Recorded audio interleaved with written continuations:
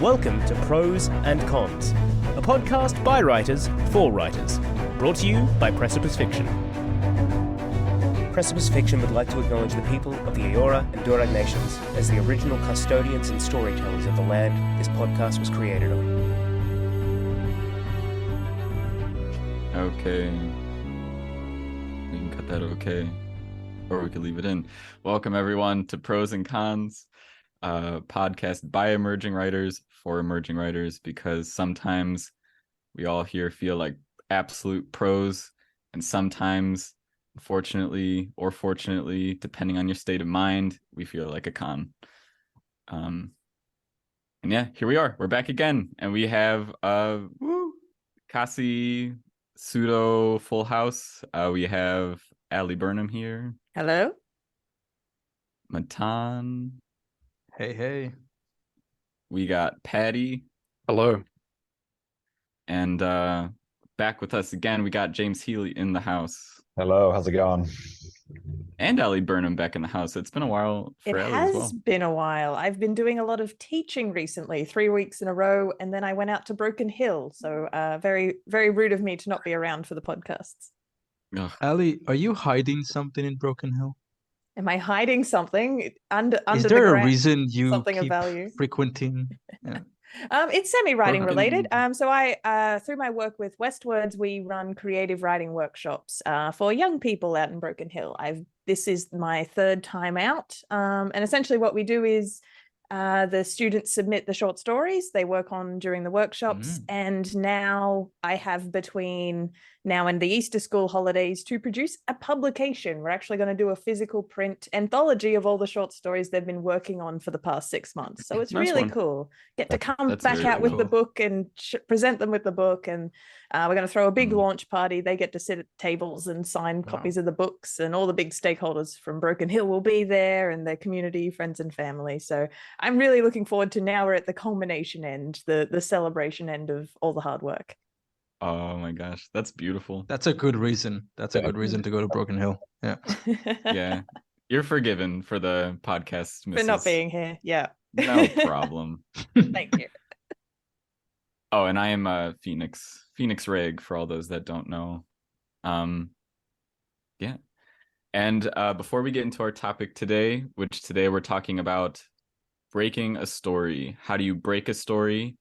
And better yet, I guess, how do you avoid breaking a story? But it's more fun to talk about the actual shattering of these plot lines by accident or not by accident. It's more fun to take it from that angle. So that's how we're going to go. But before we do that, we're going to talk about some things we've been reading, watching, enjoying, whatever.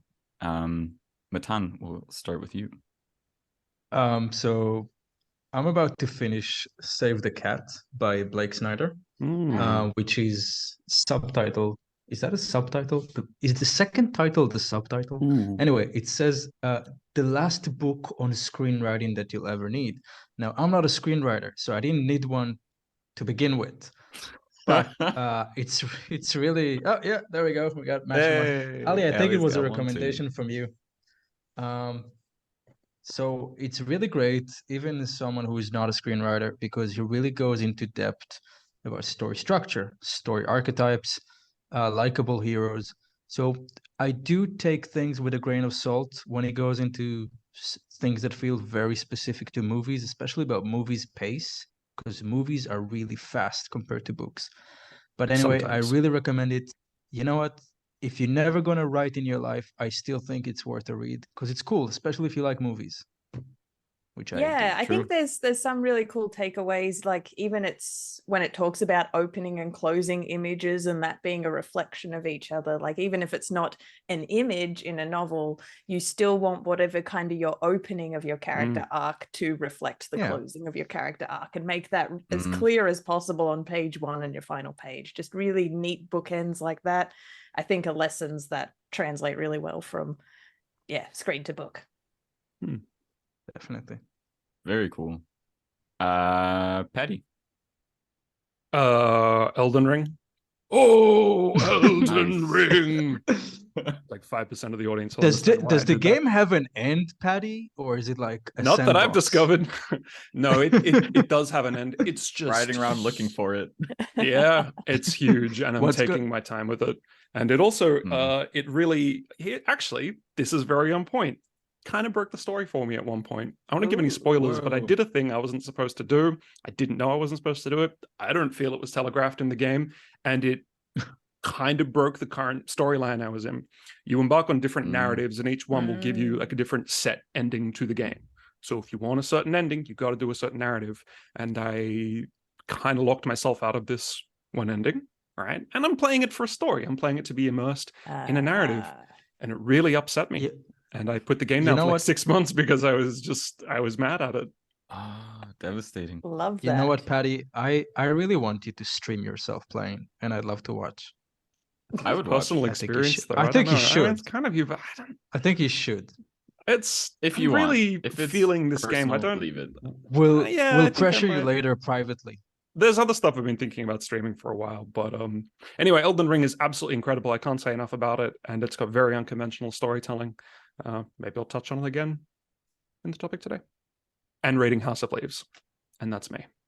Elden Ring is the game I wish I wanted to play more, because it is. I touched it for a little bit and I was like, whoa, I can just feel the commitment of this story, but dang, it is, or the commitment of this game.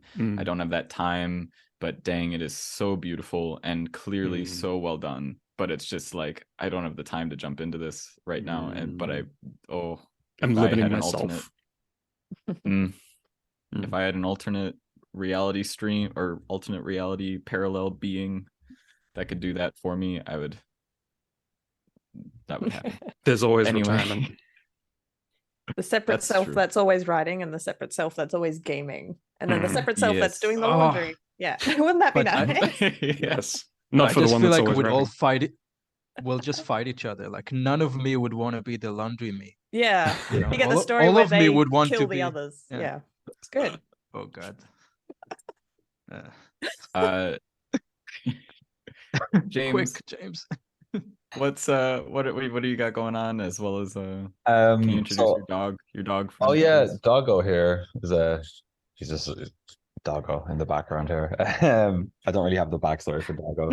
He's just he was here in the chair when I sat That's down. And I just didn't want to shift him. So you mean he looks more comfortable? He does look dead, but I'm pretty sure he's just happy. For everyone just listening to the audio, this is not a real dog. Oh yeah, sorry. There are no dead dogs in the There is podcast. a comfort dog in the chair beside me. Yeah, I just think he had a big night out, and I think he's just chilling out. He's the embodiment of how I feel right now. I just have to make words and speak. So We're early Sunday morning in Australia, and I woke up and discovered there's no caffeine in the house, so I'm in a similar boat. True. Yeah. I feel that that's tough. What I've been reading, I guess most prominently, I know that I mentioned in a previous podcast that I had listened to the audiobook of Memoirs of a Geisha up until the last couple of chapters.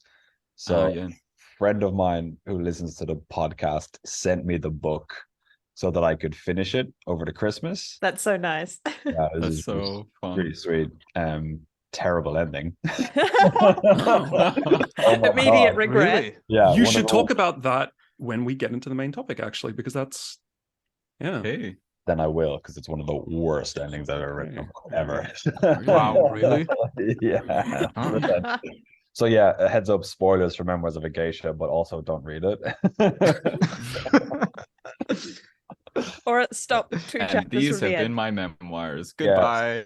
I think And then it was over. just the last 2 chapters blow the whole story. So yeah, I would just stop at Ooh. like But now chapter. you made me want to read it, just so I can understand what's so wrong with it. To be honest, great story. It's just it's a bit of a Deus Ex Machina, but a real slap in the face Deus Ex Machina. at the end. Mm, Yeah. So yeah, I might save it for the topic. Yeah, it's a good call. Beautiful. yeah.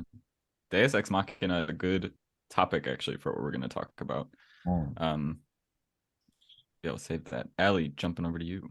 Yeah, one I've been saving for a while. I actually saw this in December, but apparently I haven't been on a podcast since then. The Banshees of Inisherin I got to go to an Oh, advanced yeah. screening of that, so I was very excited. I got to see Mm. it before a lot of well, at least Australia did, and absolutely adored it. So Martin McDonagh is one of my favorite screenwriters, playwrights, and has been for a very long time. And the world gets blessed with a Martin McDonagh movie every 5 years or so, and this is the latest one, and it's currently getting all the accolades at the Golden Globes and Oscar noms and stuff.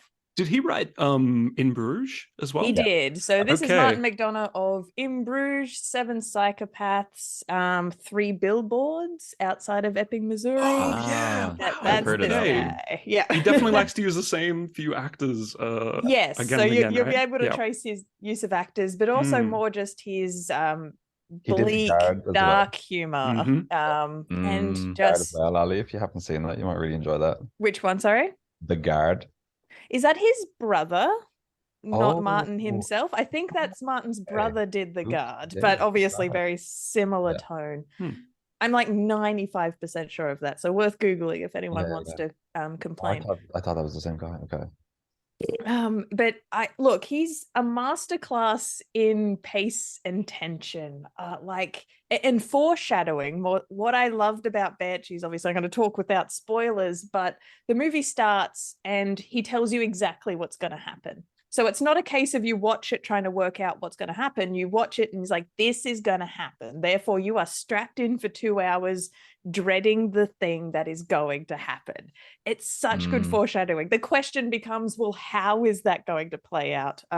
Yeah. There is a donkey introduced very on in the movie, and like 10 minutes, 15 minutes in, I'm like, this donkey is way too cute for a Martin McDonagh movie. Therefore, this donkey's gonna only have one ending. Mm. It's not long for this world, but the question doesn't become what will happen. It's like, how exactly and when is this going to happen to the donkey? And it's such a good tension tool. It's just this string that gets drawn all the way back. So I love it structurally for that. He's a masterclass in that kind of foreshadowing if you want to go check it out.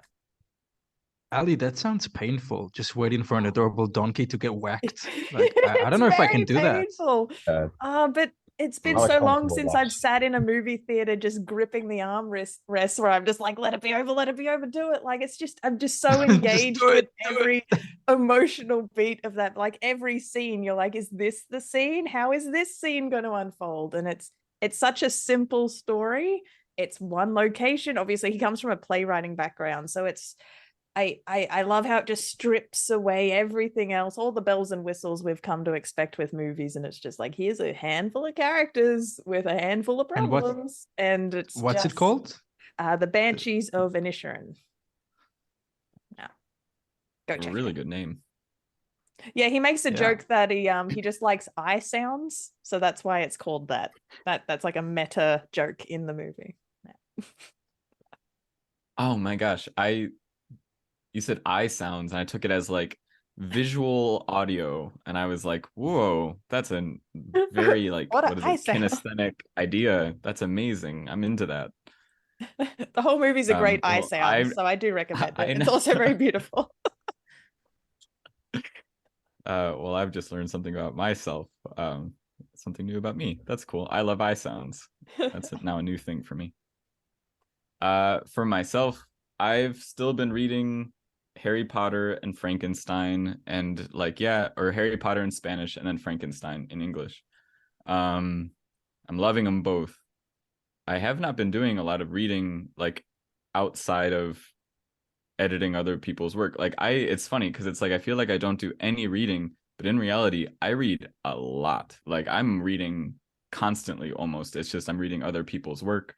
I've downed so many novels in this last year, but they're just not published novels, so I'm just reading from a different angle, and then I find it's hard to find time to read, but I want to read other work as well. This might like go over everybody's head. Is anybody familiar with 9gag, the meme app 9gag? You know how there's No. You just hurled me back into my 15-year-old self, Matan. No, that was I'm so just saying, rude. because 9gag has like hot memes, which are the popular memes, trending memes, which are the on the way to become, and there's fresh, which is a hellhole of bad memes. you're basically browsing fresh as an editor because you're reading the unpublished stuff. You're browsing the fresh of literature, and you're helping the good stuff get to trending. That's it. It's true. And there has been some good ones, and it's always amazing it's great when a good one comes in, because then I am like getting paid to just read a book. I'm like, oh, this is just a good book. This is very well done. And there are some that are they're a bit more rough, and that's a bit more like, ooh, I'm slogging through, but it's all good. I love it. But aside from reading, my partner and I literally just today finished Avatar the Last Airbender. It was my like fourth watch. Nice. It was my partner's first watch. Ooh, very good. Technically her second, but she miraculously, like to an extent I've never experienced, completely forgot what happened. I would bring up some lucky massive. It was great rewatching it, but like I would bring up some big details, like massive parts of the plot, and she just, and almost near the end, it was a joke. I'd bring it up knowing she wouldn't remember at all, and she'd be like, "Yeah, I don't know what you're talking about," and I'm like, "Wow." It was really fun rewatching it though. Just a fantastic show. And on that note, we're gonna dive in. So, breaking a story. What do we mean by breaking a story? I'll paint a picture for you. Okay, so we focus in on two characters. Let's call them Frodo and Sam. And let's say these two characters are walking through some desolate wasteland of a place. They haven't had water for so long. They haven't had food. Their lips are cracked. They're on this journey with a single focal point, a single vision keeping them going. And then they've fallen down, and they're like, how do we? I don't think I could go on anymore, Sam. Let's say Frodo says that. And then Sam says, don't worry, and pulls out a magic wand and casts at a little rock on the ground and converts it into a beautiful shimmering cup of water and hands it to Frodo and says, drink up, Frodo. I'm a wizard, and we can make as much water as we want. That's the sound of glass shattering. You just described the fanfic, basically. Yeah, and that's something we could touch on today too. I actually have fan fiction in here. Ooh. But yeah, there's a lot we could talk about. But the point being here, why can't, as authors, there's nothing stopping us from writing physically any words we want on the page, and yet for some reason we can't do certain things because it would completely destroy the story for whatever reason. But there's nothing stopping any character from having magical, super fantastic powers or being able to do anything other than, does it mean anything, or does it suddenly make everything meaningless? And so it's a matter of building significance with your reader and continuing that through in a way that's satisfying versus pulling something out randomly in a way that doesn't mean anything and potentially makes the rest of the story feel cheap. And that's the foundation for this discussion.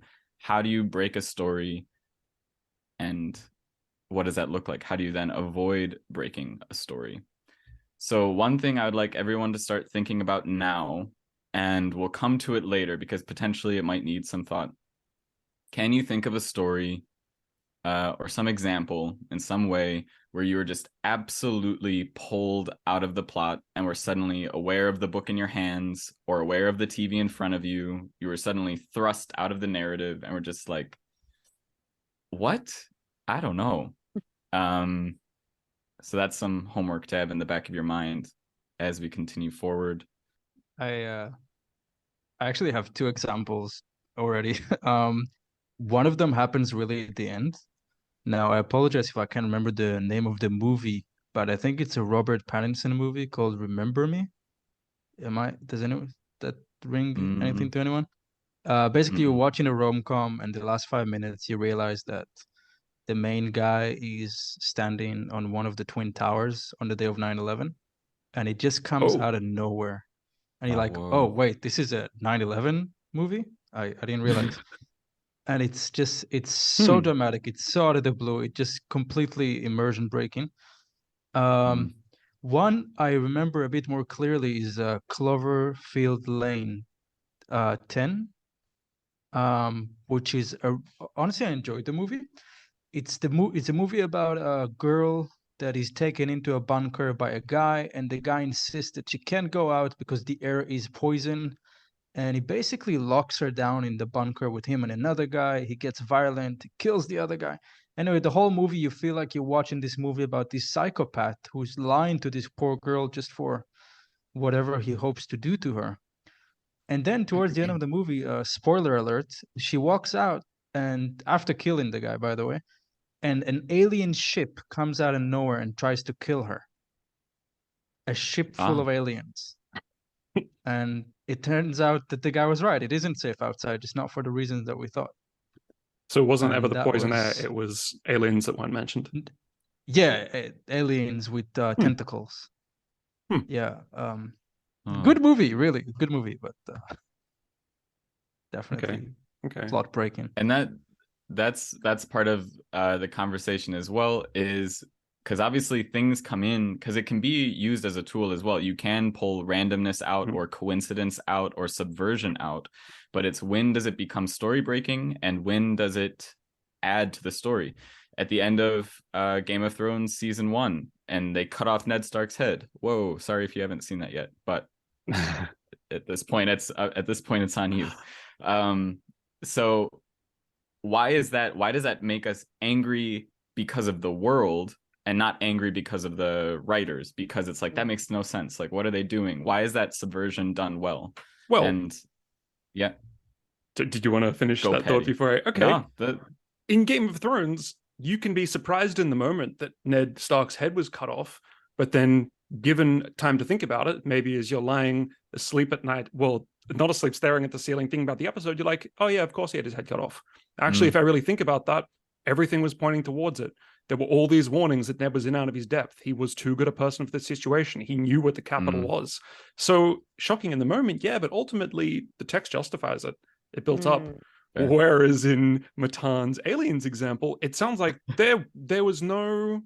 I mean, a book, I think a lot of the time is like a puzzle almost, or like a thread that you can follow and work it out, and you can, like, everything makes sense. Like, there's a logical progression, even if it's not evident in the moment. But if something just comes out of left field, it almost feels like the author is cheating or breaking the contract. That's not satisfying. That's just Game a bunch of Thrones stuff happening. Is a good example for that, because I think a lot of those early big surprise twists are based on the book, which George spends a lot of time opening those brackets, in that by the time the big surprise happens, you look back on it and you're like, this was inevitable, like surprising but inevitable. This was the only way this could have unfolded because of all just the dominoes that were lined up and knocked over.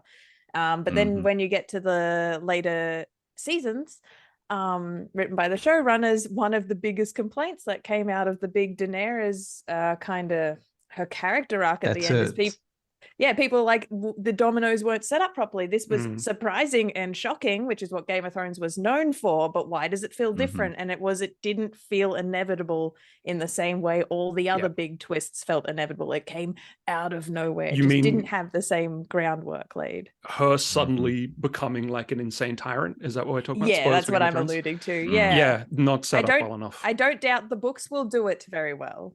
Yeah. But the show didn't take the time to do it. It just went straight from X. Well, no, X is too far for this a metaphor. G to Z. You're gonna feel bad for all the people that named their kids Khaleesi and then saw that last episode. That's going to be a kick in the teeth. I think that's a lot of what goes wrong at the end of Stephen King novels as well. I think that he breaks his immersion a little bit by having endings feel like they've come slightly out of nowhere. Space turtles, just like random characters or stuff come up kind of at the end, and they end up being like the big bad and stuff like this that doesn't feel well set up. One of my all-time favorite Stephen King novels is Under the Dome, which is quite a bizarre little premise of just this small American town that finds itself one day encapsulated in a capsule, basically, where the bomb just comes down on top of the town, and the town is now cut off from the rest of America. And almost the entire story is based on the consequences and the social dynamics within the town that happen from this, kind of primarily based on an out-of-towner who ends up becoming kind of like the character who is blamed for all of the things that are going wrong, and this one character within the town who sort of becomes a bit of a tyrant. And it's really interesting social dynamics about how the tyrant sort of orchestrates a little bit of chaos and then uses that chaos to seize more power in the way that we kind of hear about in kind of society, where it's like, oh no, the enemies are attacking, we need to build up our home defense and stuff like this. So it follows along that really sensible kind of line of social politics and stuff like this, and you kind of follow the ins and outs of the characters all the way through. And then right at the end, it becomes revealed that the dome, the reason that it's there, and I'm sorry, spoilers, it involves like extraterrestrials and stuff like this, and it's a totally out of left field, just different element that's introduced into the story, and it just feels like, oh, I was really invested in what everything you'd done up until now. Now I don't know where to put my focus, and now this has become the aspect of the story that's going to cause the resolution. It makes me think of a dramaturgy tool. It's more in the world of plays, but it's this idea that we talk about the world, quotation marks, but it's a bit of a thought experiment that you literally think of your story as a world. So like a blank sphere, and literally the only things that can exist on the blank sphere are the things you fill it with as the writer. So you name a single street, therefore your sphere is only a single street until you start building your world out. And it's just this great little way to visualize the world you're creating. Nothing exists outside it unless it's mentioned in the text. And I think that's fine, and it's really cute. It's a great way to think about story. But I think when your solution to your plot suddenly comes from a place that hasn't been built on your sphere, which sounds like exactly what you're describing, James, then it's that's what we mean by out of nowhere. Just trying to give it that out of nowhere phrase a bit more a concrete meaning, is you've been building your sphere, and then suddenly if your plot takes a turn, especially if it's a solution to your plot towards the end that hasn't been built on your sphere, that is a very literal way to throw your characters out of the world and the reader out of the world. Feels like it also cheapens everything that came before it to a point. And part of the reasons why we get invested in stories is because we were expecting all these threads that we've invested time and energy and emotional energy into to have a payoff. If it suddenly goes to left field, you're left thinking like, but then why did I read all of these story threads? Like, what's the point? Yeah. I'm thinking Wheel of Time. Why should we spend all this The time? guy died. Give him a break. He did, and that's really sad. But I mean, could he have wrapped it all up? And for anyone who hasn't read the series, it's a series that's kind of infamous now for incredible in the first 3 books, and there's like 12 books or something. Is that right? He introduces, yeah, there's a lot of books, so many threads and so many characters and so many different directions that every time a new one comes up, it's like, oh no, please go back to the original story. Please, please, please. We just want to know what happens with these people. And he died. It's George Martin, our generation's Robert Jordan. Well, he hasn't gone that far, but I think he has similar symptoms. Yeah. In that the same complaints of the later books, because book 4 and book 5 aren't one after the other. They are simultaneous, but this set of characters and this set of characters. And after a while, you're just like, wow, this story is going wide instead of going forward. And I think an audience finds that a little bit frustrating. And so a lot of everyone's touching on very similar things. It's introducing stuff to your readers early on of significance that you want the reader's attention to be on, so that you can tell a story about those things. And that's kind of your contract with the reader. That's your agreement with the reader. And when things come out of nowhere, it's unsatisfying. And some people might think, I'm one of these people, when I first started thinking about this, is like, well, why as an author do I have to, I don't like, it's like when I think of contract, I think, well, that's limiting. Why? That's limiting my artistic creativity. But in the end, it comes down to, is it an interesting story or not? Yeah, you can put anything down. You could do anything you want. You're right. As an author, you can do anything you want. But is it an interesting story? And one way to think about it, kind of a story simplification that I like to think about, is if you came home one day and you walk into their house and you're like, Mom, you'll never guess what happened to me today. I have to tell you what happened to me today. And you launch into a story to try to convey or communicate some sort of significance to an event that took place, because let's say at the beginning you have to set up some context in order for the ending, the actual event that took place, to have meaning for your mom as it did for you. You have to give her focal points to focus on. It's important for you to know this person was there. It's important for you to know what this person meant to me. It's important for you to know what this person did 10 years ago, because today a blue car came out of nowhere. It's like, what? You haven't even been talking about a blue car. You've been trying to get me to understand this person. Now I don't understand the significance of this thing you've tried to communicate to me. And yeah, you're right. There's nothing saying you can't tell that story that you just told to your mom, but your mom's gonna not understand the significance of the event in the end. And is that satisfying for you as an author, to have your readers not understand what you were trying to communicate? And for me, no, it's not. I'm trying to communicate something that I think is cool. I'm trying to get the reader to be like, isn't this awesome? This is how it played out in my mind. And I'm trying to get you to understand that, because like, look at this world, look at these characters, look at this event. Isn't that awesome? And if all of them are like, I don't get what you meant with that one giant tree that did that thing at the end, then it's like, dang it. Like, it's kind of a waste of energy on a few different parts. That's interesting that you say that, because I love the artistic instinct of I don't want to use tropes. I'm not going to use structure. It's just going to come out of me, and I'm going to celebrate how it comes out of me fully formed. And I think to a degree that's cool and worth celebrating, but also I think you need to set that up as then the promise of the work that you're delivering. So you, in the same way we're talking about bookending a promise at the start and delivering at the end, if then your promise is going to be, I am defying structural tropes, this is going to be a crazy ride, that's a promise you make at the start, and then the audience is set up, the trust is built, and they will go on that crazy ride with you. Maybe not the best example, but I am thinking of Everything Everywhere All at Once. The promise very early on is, you don't know what you're going to get from this, and then as an audience you're like, great, I don't know what I'm going to get from this, and that's the contract you're talking about. So rather than thinking of contracts as restrictive, just whatever the promise you make with the audience page one, and then now you've got your blank check. Now they will go on that ride with you if you've held their hand enough just at the start, and you're good to go. Even that, though, circles back into a very satisfying conventional kind of story. All the craziness happens in the middle, but by the end you're like, oh, we're back where we started, and I could have predicted this.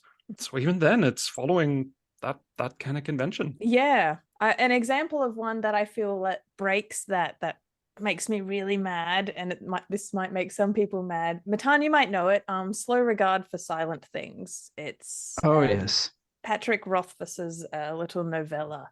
And I think where it comes from is because it's centered on a place who her character defies normal social conventions and laws. So she's an oddball character. So I can follow his logic in that he's like, because it's an oddball character, I'm going to write an oddball structure. And these two things are going to thematically represent themselves. And I'm like, intellectually, I'm there with you, Patrick Rothfuss. However, as a result, he's written the most boring piece of like several thousand words anyone could ever be subjected to. And it's really painful to get through this story because there's no structure.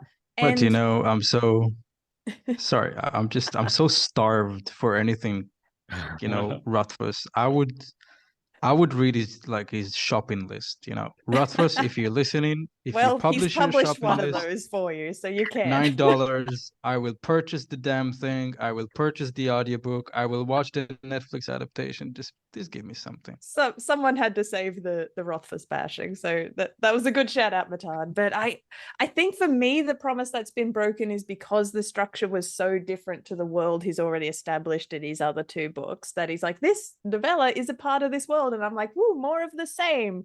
Feels like the promise being made. And then you read it and you're like, this, like, I'll never get those hours of my life back, is kind of my knee-jerk reaction to that story. So something fundamentally was broken there for me. It's a condemnation. I love it.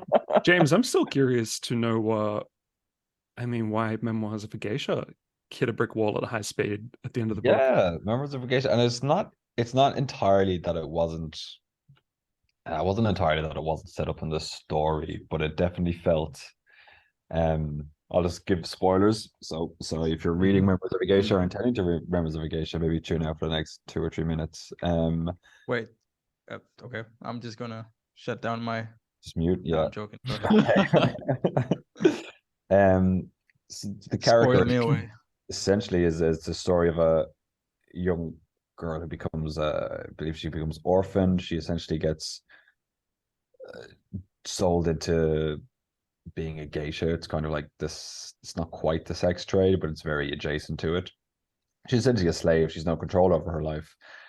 She comes to a point towards the end where she's about to be married off to a companion, a friend who she's known quite well. They've survived World War II and all this, so she's not in a great place. She's not very happy about it. She's all had this infatuation with another gentleman, a powerful gentleman, kind of for the whole storyline. And the story is so well set up right at the ending to be a massive tragedy where she is within grasp of the life she wants, and all of the other characters are set up with their wants and desires, and they're just on the cusp of getting these things. And then this character makes some rash moves to try to get the life that she really wants because she doesn't want the life that she's about to have. And everything is set up perfectly for it to just come crashing down and be a massive tragedy, be really bleak and really depressing, which is what I obviously love in a story. And Obviously. then at the end, this attractive, wealthy benefactor who she's been infatuated with just approaches her and is like, "Oh yeah, no, I've actually been in love with you the whole time because you're so beautiful. You can come and be my side chick." So the ending is basically like, it's fine, you're incredibly hot, so don't worry about it. And I was like, oh, okay. Side chick, It's the kind of book. like even more depressing an ending than what I thought it was gonna be. Pressing in the bad way. Like, yeah, it's fine. It was fine the whole time because you were so beautiful. You could have just had it at the beginning. There was no need for any of the story because you're beautiful. So I was like, okay, bit of a Deus Ex Machina, bit of a everything's fine if you're incredibly if you are so beautiful that you inspire art, you'll be fine. But everyone else is fine, so don't worry about it. So I was like, oh, okay, it's a bit of a shit ending in my opinion. It was written by a man. I was like, okay, that makes sense. you do say though that the guy, at least he's mentioned in the story. It's not like he's a completely out of left field character. He doesn't appear out of nowhere, but they didn't really have. I guess there was no. It wasn't expressed that they had a relationship. It wasn't expressed that he was interested in her. He kind of expresses like, "Oh, I always pretended not to be interested in you for this reason." But the story also sets up that right at the end, it sets up that he is interested in someone else. So I was like, it's going to be so good if it turns out that he's just into her mate because her mate has a different personality, and it's just going to be like he's just going to go that way and she's going to go this way and her life's going to be ruined. And I was like, this is going to be such a good tragedy. Are you just unhappy because she found happiness? Yeah. Did you long for a more tragic hate ending? it when it works out okay for the characters. I mean, at the end of the day, I mean, she won. Okay, she got the W. Maybe it wasn't well earned, but let's be happy for her, you know? Yeah, we can be happy. It's not easy. We can do that. I do. Let her have her sad ending. Let her have her side chick status with this reasonably sounding guy. Really, sounds like a really fine book. Yeah, I mean, I guess. Thanks for spoiling me. I don't think I'm going to read that. Yeah, I mean, it's a fairly. If you were going to read it, I'd read up until 2 chapters before the end, and then just stop, and then be like, just bookmark me. Terrible. Give it to me with a bookmark, and I'll stop where you put it. Now, if there were hints, maybe even subtle ones, that he was interested in her, and it turns out the reason he was interested in her was actually for some virtue that she's showing throughout the book, especially a virtue that she has, even though it's causing suffering to her, like a burdensome virtue. Do you think that would have changed? I mean, it's hard to know because you haven't read that book, but if that was the case, do you think that would have redeemed the book? I 100% feel like if it was something she was in control of or something that she had actively done, that had gotten his attention, Mm. it would have felt different. But at the end of the day, because it wasn't through her actions that he came to her and told her this. At the end of the day, someone comes in from outside and gives her everything she needs, rather than it being as a result of her actions. I felt like the story set up her actions that they were going to work against her, basically. She kind of plots and she puts some stuff together, and that was kind of what the character was doing. She was a social character. She was moving, she was active within the story, and she was being dynamic, and it should have been as the result of her dynamic behavior that it worked out the other way. So it should have been, it has to be something that the character has done. I don't feel like you can have just some character drop in from out of nowhere and be like, oh, hi, I'm your wealthy aunt. Here's the solution to all your problems, and fix things. I feel like that's always going to be an unsatisfying ending. It's always going to feel like a written ending. It's just going to feel like, oh, we're at the end of the story now and we have to sum things up. Oh, by the way, there's treasure buried underneath your floorboard, kind of thing. That's basically what it felt like, because you have a character walk in and be like, by the way, did you know how beautiful you are? Here's all of the money. I love it. I just love it. We talk about that a little bit, especially in the lead up to publishing our anthology, The New Mythic, available now on Amazon. The idea of having a character that's active versus passive.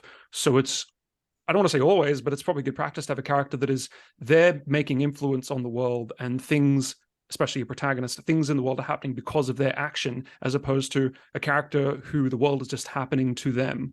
They're not the active instigator of things in the story. I feel like that's connected to what you're saying. I'm right in the middle of a 100%. writer's room at the moment, and a phrase we keep tossing around is, have they earned their protagonist status? So we're right in the middle of creating these characters from nothing, and we have a few options on where it can go.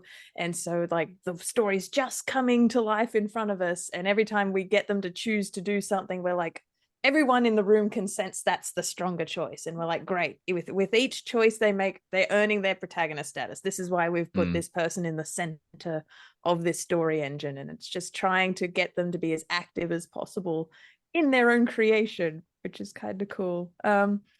Sorry if this is a bit of a tangent, but I was trying to ask my brain if there's any other examples of ways stories get broken. You may have been circling to this, Phoenix, but this idea that working in fantasy a lot and genre, and I think even crime might run into this a little bit, but there's sometimes where as authors we need to insert weird little hints about the lore. Sometimes we need to put in clues that may seem out of place at the time, but it's a matter of, don't worry, it comes back later and it's going to be relevant. Yeah. And I know with a few of my beta reads, when I've tried to do this, they'll notice a sentence or things I've just put in at the top.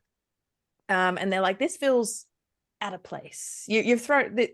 I've been thrown out of either the pacing, out of the world, and it's me as author. I have to be like, well, I need that in there because that's a key detail for later.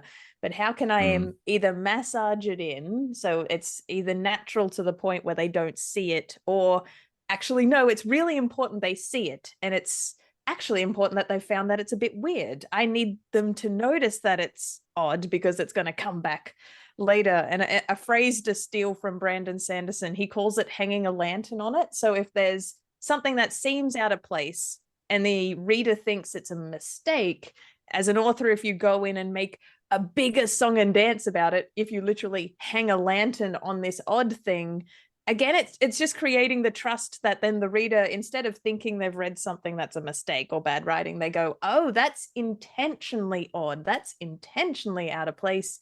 I now feel smarter for having noticed it. So that would be the characters like remarking on like, but that doesn't make any sense. Why is that a thing? Just so that's the author's like, okay, your instincts as a reader, you're not wrong. The characters know as well. Just so as a reader, rather than being like, that was odd, but no one, as you said, no one else has reacted to it, so it feels like as a reader you've had an incongruent emotion, so you feel out of place. You just go, no, that was the right emotion. You just kind of reassure the reader, you're on the right path by that feeling weird and out of place. Something that I'm thinking of is very prominent. I'm wondering if it's the same thing you're talking about. In the opening few chapters of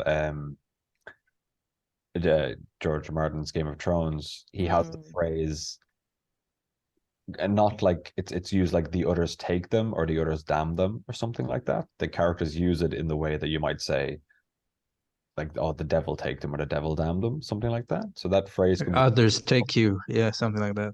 yeah. But then Is it like to hell with it? yeah, it's basically to hell with it. Basically, you're kind of like screwed, but it's used that way, which feels really out of place the first time you come across it. It doesn't make sense, and you're kind of like, what is that about? Then you see it again, and you're like, oh, this is obviously some kind of phrase within this society. Then you get the explanation of what the others are, and you connect it obviously back to the opening chapter where you kind of met them, but you didn't know that was what they were. Yeah. The same thing, or is Sanderson is the king of that. Sanderson is the king of like getting phrases stuck in my brain. Like I would be shocked at something, I would mumble like blood of my ancestors, and my wife would look like, what the hell? Like, that's just it just really gets stuck. Or like storm you. No. Yeah, I guess it just comes to a place of reassuring the audience that their instinct that it's out of place is correct, rather than they think they've read a mistake or something that's weird. Like this writer can't write because that stood out to me.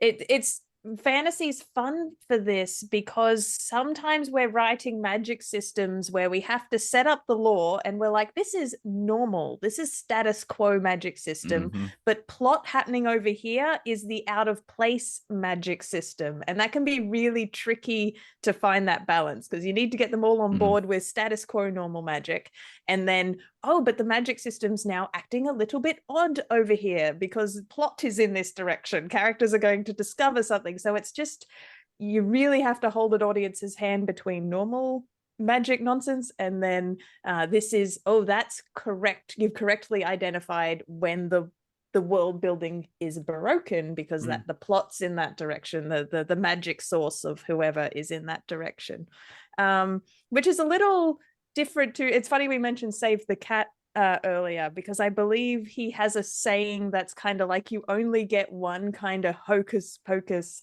I gotta forget what he actually calls it. Do you remember? I got it. It's the mumbo jumbo. It's the mumbo jumbo. You only get mumbo jumbo. It's this. But his example sucked. His example sucked. The example he gave is like Spider-Man is not a good movie because how come one guy gets superpower from radioactive spider and another guy gets superpower from the Green Goblin, whatever happens to him? I'm like, of course that makes sense. I agree. This rule doesn't apply to fantasy. Essentially, what the rule is meant to say is you only kind of get one buyout. You get one suspension of disbelief. The audience is willing to be like, oh, that's one crazy rule. I will accept this and go on. But if you make it, there's now two crazy rules happening in this world, the reader goes, no, you've lost me. I'm out. It's basically you're allowed one ass pull per story, basically. And even that ass pull better be good. Like you can only pull something out of your. Sorry for profanity. Do we have this tagged for profanity? I tag every episode for explicit just in case. It's fine. It's fine. The audience knows what they're getting by this point. You know how there's basically. I gotta say this, because we're talking magic systems. I think number one culprit of breaking a story in our genre is a magic system that's half-baked, and the writer just needs, he needs the magic system to do something for the plot because now the hero has to win or the villain has to win. It's kind of like this anime trope where, your ability is invincible, but I have the one ability that can defeat your invincible ability. And the thing that I've been kind of wrapping my brain to, I'll get you finished. Sorry. No, but that's basically it, because I'll be honest, when I start writing a project that has a magic system, I usually don't have the magic system figured out before I start writing. Ballsy. And I kind of hope I kind of figure it out as I go because I know I'm going to twist it according to my needs. But that doesn't mean that I have a lot of my work cut out for me on draft 2 because I do have to go back and iron that out. But that's just my 2 cents. Magic systems are risky. I want to have an episode. I want to host an episode on magic systems alone. And honestly, I'd love to have an episode where we just talk about fight scenes. And why is one person allowed to win, and why is one person not allowed to win, and why is it interesting, and why is it significant, and why does it work for one person's punch to be stronger than the other person's punch? Because again, as an author, you can put anything, you can have the other person win, you could write that down on the paper, it doesn't matter. But why is one person's punch stronger? And that's so interesting from a plot point of view for me.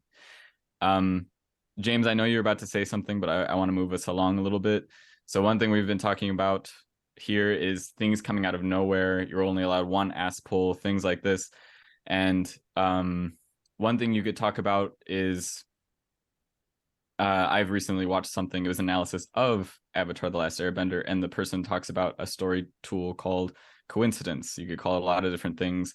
And but it's basically like, you know, when something happens and you're like, oh, well, that's convenient. Like, making that interesting, or why is that significant to the plot? Does it further the plot? Does it bail someone out of a situation? Does it add to the significance of the situation? Or does it, like in a magic system scenario, does it completely break all of the significant and emotional connection that you've tied to the rest of the magic system, that you've like, whoa, this is so cool, this is how it works, I understand it, and then suddenly an element's brought in that just erases all of that. And it's like, oh, well, okay, suddenly it means nothing. And so you're allowed to bring things in out of left field, and like, you know, that whole mumbo jumbo thing, you're allowed to have a bunch of different events. But like, coming back to the example of like, you walk into the house and you have to tell your mom about your day. Usually when you want to say something crazy happened in your life, it's because like one event happened. One coincidence took place that created a story around it. And then now you need to tell the story of that coincidence that took place.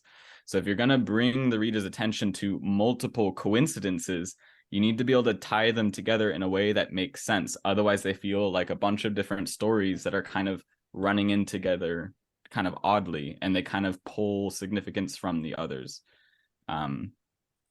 So you can do anything. It's the skill comes from, can you make it interesting, and can you make it significant, and can you communicate your significance to your reader? Because clearly it meant something to you and you had some significance there. And yeah, can you I did love that. I once had it phrased to me that the audience loves coincidences that get characters into trouble, but hate coincidences that get characters out of trouble. We won't swallow that, but we love the first one. Yeah. Like if the character walks through the doorway and there's the detective right there that they're trying to avoid, and they're love it. Yeah. Or the father of the girl you just cheated on just happens to be your parole officer. That's great. Oh. Ooh, We haven't Matan. What? That's just a good. I'm not talking juicy from plot he experience. pulled. That was interesting. I'm instantly just It's just like, oh, nice story. I'm willing to cut this little part out, but I wanted to move things on to like language and prose and the way things are written. But James, did you want to get your point off first? Oh yeah. No, not really. I didn't really have an example. It's just when a story introduces rules and then breaks its rules. But I'm racking my brain trying to think of a good example, because I know I've had some recently, because I've been thinking about that specific thing and I can't remember what set it off. But you know, when like if a magic system is set up and then, oh, now this character is more powerful for random reasons, or like this is how the zombie plague is transmitted, and now suddenly it works in a different way, or something. I want to say Harry Potter like gets really close to it. Oh, wow, okay. With the twin wands thing. It's like it is justified, but it's kind of late in the story to pull that out. Like first he couldn't touch him because of the magic, and now because of the wands he can't beat him. Does that make sense? That was close. For me personally as a reader, I was like, oh, there's another reason he can't kill him beyond the first one. Yeah. This is a whole conversation of its own. But what were you? I want to jump into it. What were you going to say, Paddy? One thing we haven't. Yeah, we haven't talked about how prose can also. I mean, everything. I don't know about everything, but a lot of things we're talking about here are when the reader no longer is willing to suspend all their disbelief and just be 100% with the story, you know, for whatever reason. And something that can do that is prose. I'm sure we've mentioned this on the podcast before, but people say prose sometimes that I mean, you can always break this rule, but it shouldn't draw attention to itself.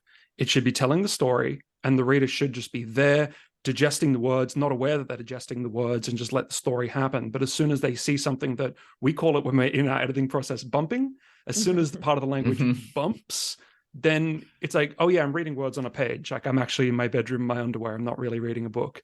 And that can be, for example, when a word happens in a sentence, and then in the next sentence, the very same word occurs. Not something like the or and, but like predicate or unbelievable or something like that. And so you're like, oh, I just saw that word a second time. That feels wrong. That feels languagey. And that's big.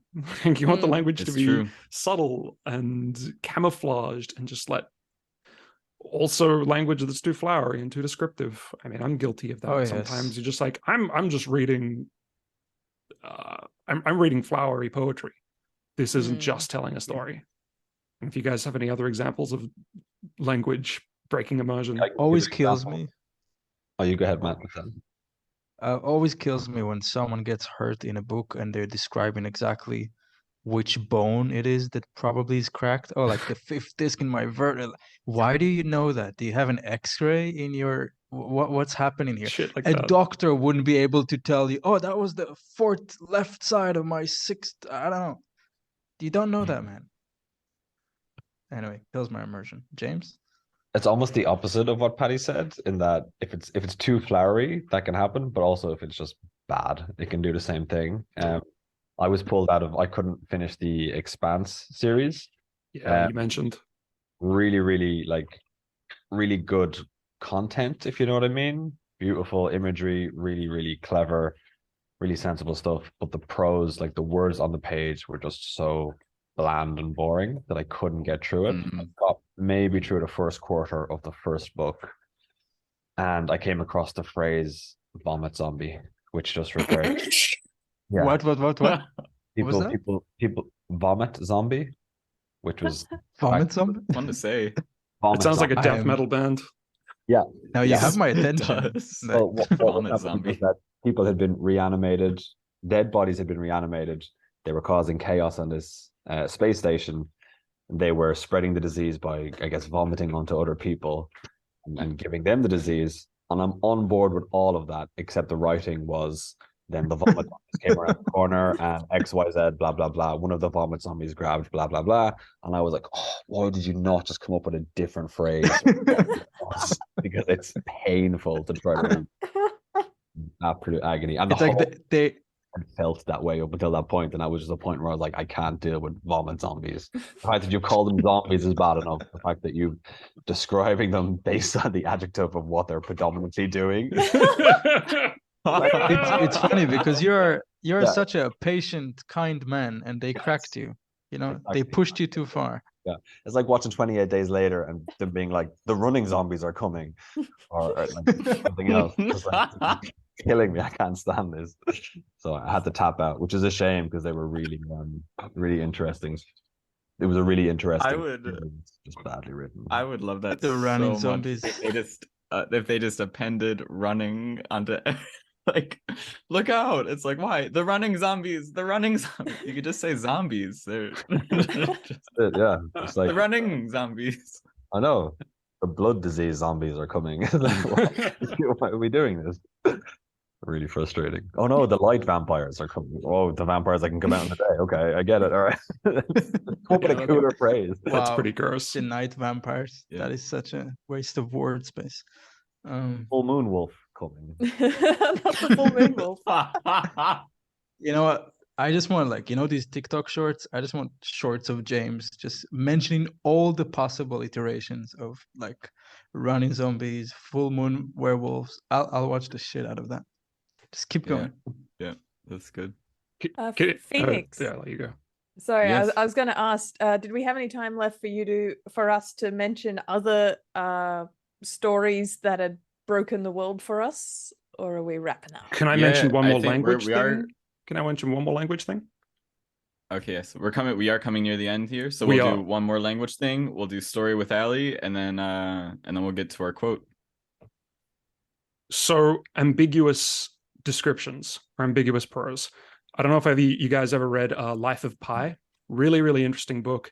There's a whole bunch of, I don't know if you remember this, they're on the lifeboat and the guy's trying to describe these complex sequences where the minutiae of what happens in each moment, the actions each character is taking is really important to the scene. And there were so many times where I was reading that and I had no idea what he was talking about. I didn't understand where each character was in relation to anyone else. I didn't understand the physical action. And I'm turning these pages thinking, I don't get it. I don't get why this is significant. Ambiguous descriptions are so bad at breaking immersion. I read it, and one of my students actually chose this book as a book report, and I think I know what you mean. I think I know what you mean about just kind of letting go of the wheel, and just he kind of goes with it, and kind of expect you to catch on a little bit. All right, Allie, what was? Yeah, it kind of ties into this. I tried to think of 3 examples we haven't quite touched on for ways stories break for us. And these are probably 3 quite subjective ones for me. So I'm coming for Patrick Rothfuss again.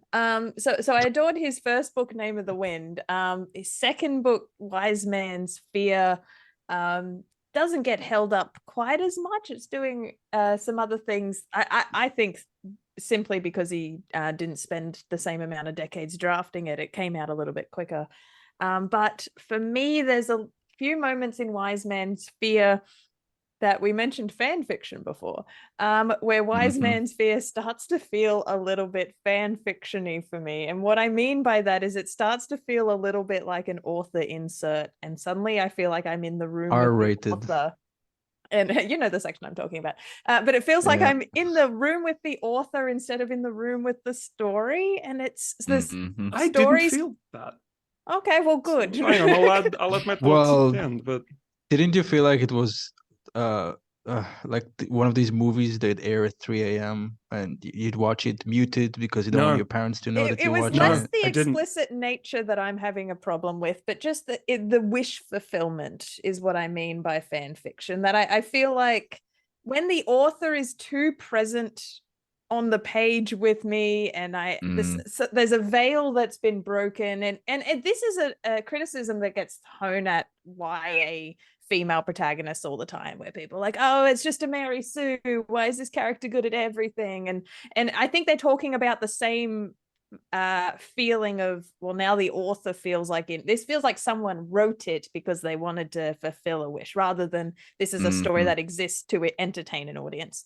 So I got a little bit of that from Wise Man's Fear, in that it felt a little wish fulfilling, and that broke it for me. My other quick rapid fire mentions was, has anyone else read the Poppy War trilogy?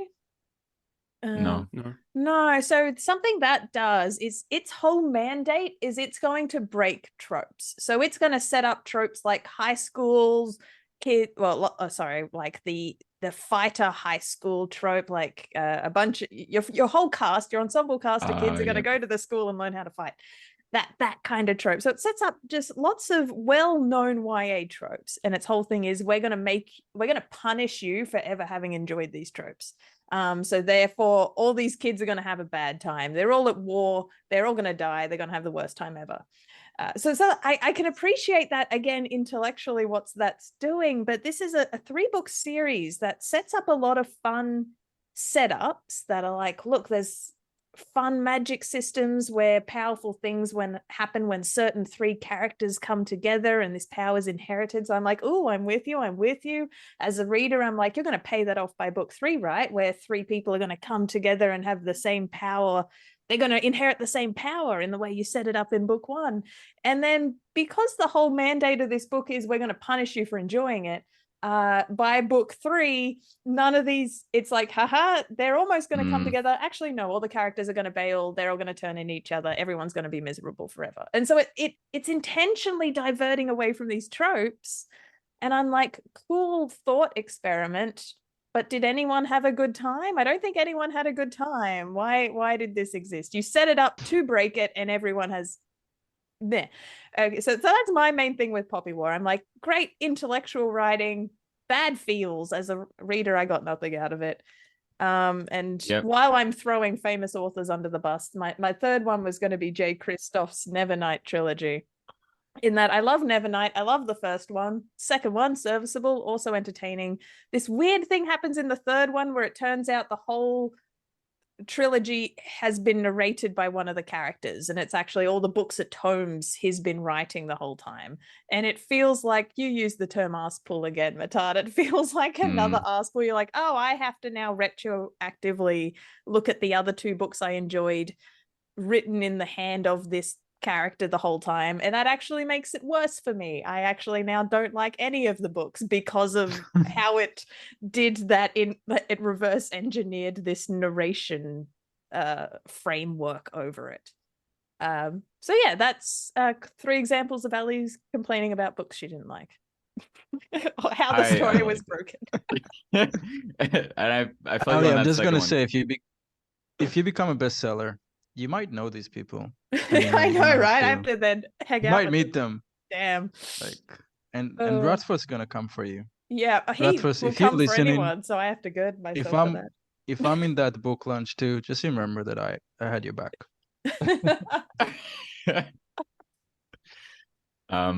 I felt you in that second one, especially because it's like, yeah, as an author, you can write whatever story you want. And then, yeah, it's like at the end, it's like, yeah, you did that thing. You wrote that story. And then, it just depends on, did your reader have a good time? And does that matter to you? Or did you want to tell this story? And that's fair play as well. I'm just going to throw out really quick my example, and maybe I'll get to this in another Precipice Fiction episode, and I'll just leave it as Precipice lore, and we'll see if we ever circle back to it. My example of story breaking that really irked me was Hunter x Hunter, the anime, and I'll just leave it at that. Ooh, we'll see if it riles anyone up. Yeah. That's it? Yeah, that's right. Matan, tune in next time to pros and cons. I hate when they do it. And but I also do want to do an episode just on fan fiction, as well as fan fiction. I'm thinking fan fiction and reading things as a sacred text, which I'll touch on. I think I touched on that in the previous episode, but I love that stuff. Anyway, that brings us to about an hour, maybe a little bit over an hour. I don't know. James, I think you have a quote for us. Indeed. And I'm pronouncing this author's name as Lao Tzu, and I apologize if that's the incorrect pronunciation, but the quote is, "A journey of 1,000 miles begins with a single step," by Lao Tzu, I believe. And I think that our relevance for that quote was, what's the significance of the 11th step if we forgot to mention the first 10? Deep. Boom. Precipice out. Think about that one. Anyway, well, that will do it for us this time. Thank you all for listening. Talk to you later. Goodbye. Thank you, Phoenix. Bye-bye. Bye. Ciao.